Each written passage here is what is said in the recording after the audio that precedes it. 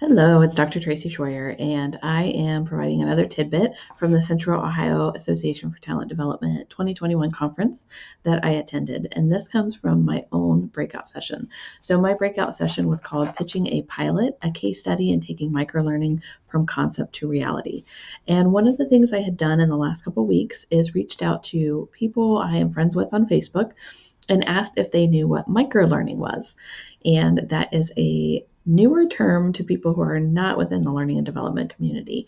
And it was a newer term within my own organization when I pitched an idea about it. But I had a mix of people, and most of the people who did know what it was were either in the L&D community or they were people who knew it from me talking about it. So I just wanted to share with you what microlearning is. There's a lot of different definitions out there of what it is or how people define it. So I'm just going to give you a very general response as to what that is and some examples of what that could be. So microlearning is really short bursts of learning that are available as a learner needs it. And they typically have the objective tied to that short burst of needing as well. It typically falls into three categories. It's a short segment. So it's very short, maybe 5 minutes or so.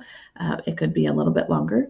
It's focused content on something specific, and it's very convenient to access. So those are three aspects of microlearning. Some examples of microlearning could be videos. And one example that I always like to give when I talk about microlearning is when I had difficulty with my lawnmower and I needed to figure out how to fix a certain piece. I needed to look at where the spark plug even was and how do I exchange it and what kind of spark plug do I need, all of those kinds of things. And a lot of times appliances or equipment, anything like that doesn't come with an instruction manual. A lot of times people are going to the website to pull up either a PDF manual or they might have a disc. I know that's even being phased out.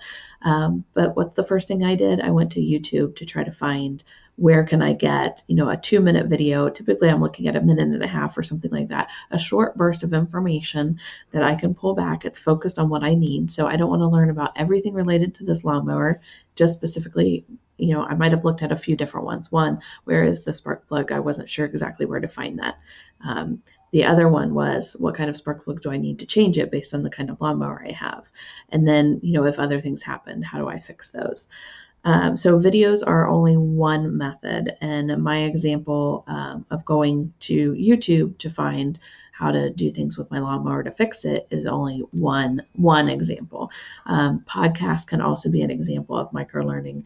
Infographics, being able to look at those, interactive PDFs, games, assessments, the list goes on and on. There's a lot of different types of microlearning that could be used. I'm interested to hear, for those of you who are listening, what are examples of microlearning that you know of based on the information I shared or your knowledge of microlearning? What are the types of microlearning that you've seen, that you've been a part of, maybe that you've even developed? So drop a comment below and let me know. I'm excited to hear more about how microlearning is being used, and some people may not even know it. So with that, I hope you have a great day, and I'll see you soon.